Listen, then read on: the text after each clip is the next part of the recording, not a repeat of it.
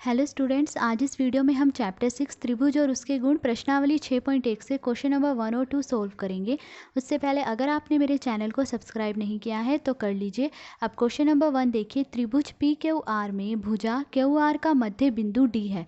तो यहाँ पर एक ये त्रिभुज है, त्रिभुज पी क्यू आर, और जो ये भुजा क्यू आर है इसका मध्य बिंदु डी है।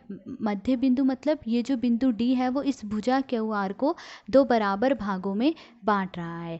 अब दिया गया है कि रेखाखंड पीएम डैश है, तो हमें बताना है कि रेखाखंड पीएम क्या है। तो देखिए ये है रेखाखंड पीएम। तो अब अगर हम देखें तो शीर्ष पी से उसकी सम्मुख भुजा जो क्यू आर है उस पर जो है 90 डिग्री का कोण बन रहा है ये, या ये कह लीजिए शीर्ष पी से उसकी सम्मुख भुजा क्यू आर पर जो है लंब डाला गया है। तो ये जो रेखाखंड पीएम है ये क्या होगा, शीर्ष लंब। तो रेखाखंड पीएम शीर्ष लंब है। आगे देखिए पूछा गया है कि रेखाखंड पीडी डैश है। तो अब देखिए ये है रेखाखंड पीडी। अब अगर हम देखें तो शीर्ष पी से उसकी सम्मुख भुजा क्यू आर के मध्य बिंदु डी को मिलाया गया है। तो ये जो रेखाखंड पीडी है वो शीर्ष पी को उसकी सम्मुख भुजा के मध्य बिंदु डी से मिला रहा है। तो ये क्या होगी, माध्यिका। तो रेखाखंड पीडी क्या है, माध्यिका है। तो रेखाखंड पीडी माध्यिका है। आगे देखिए पूछा गया है कि क्या क्यू एम बराबर है एम आर के, कि क्या ये जो क्यू एम है वो एम आर के बराबर है। तो ये बराबर नहीं है, क्योंकि m जो है इस भुजा क्यू आर का मध्य बिंदु नहीं है। क्योंकि अगर मध्य बिंदु होता तो वो दोनों जो है क्यू एम और एम आर बराबर होते, ठीक है। क्योंकि जो मध्य बिंदु होता है वो भुजा को दो बराबर भागों में बांटता है, पर जो एम है वो मध्य बिंदु नहीं है, तो इसीलिए क्यू एम जो है एम आर के बराबर नहीं है। तो क्यू एम बराबर नहीं है, ये किसका निशान है, ऐसे अगर हम बराबर लिख के इसको ऐसे काट दें तो इसका मतलब है बराबर नहीं। तो क्यू एम बराबर नहीं है एम आर के, क्योंकि एम क्यू आर का मध्य बिंदु नहीं है।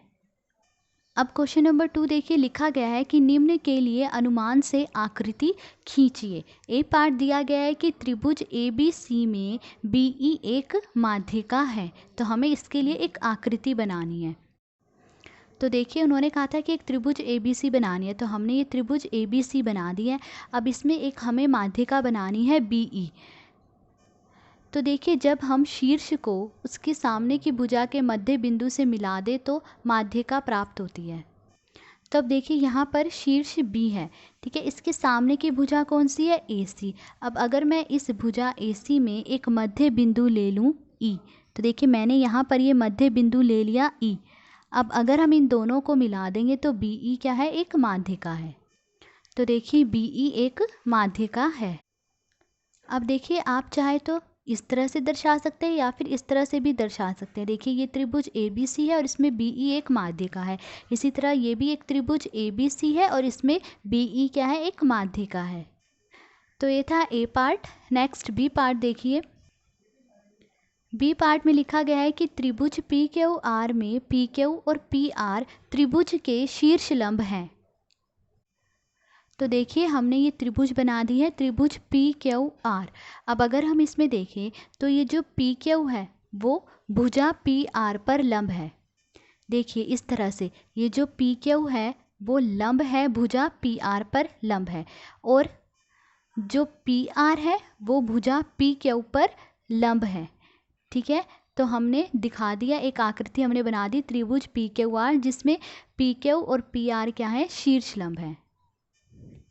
नेक्स्ट सी पार्ट देखिए, त्रिभुज एक्स वाई जेड में वाई एल एक शीर्ष लंब उसके बहिर्भाग में है। तो हमें एक त्रिभुज बनानी है त्रिभुज एक्स वाई जेड, और उसमें हमें त्रिभुज के बहिर्भाग मतलब त्रिभुज के बाहर जो एक शीर्ष लंब बनाना है वाई एल। तो देखिए हमने यहाँ पर एक त्रिभुज बनाई है त्रिभुज एक्स वाई जेड, ये एक हमने त्रिभुज बनाई है। अब अगर हम इस भुजा को आगे तक बढ़ा दें, एक्स जेड को आगे तक बढ़ा दें और वाई से इसमें लंब डाल दें तो वो क्या होगा, शीर्ष लंब। तो देखिए ये जो है त्रिभुज एक्स वाई जेड, ये त्रिभुज यहाँ तक है। तो हमने जो है इस त्रिभुज से बाहर जो है वाई एल एक शीर्ष लंब बना दिया है। तो ये था क्वेश्चन नंबर 2। आज इस वीडियो में हमने क्वेश्चन नंबर 1 और 2 सोल्व करा। और अगर आपको वीडियो अच्छी लगी हो तो please like, share and subscribe. Thank you.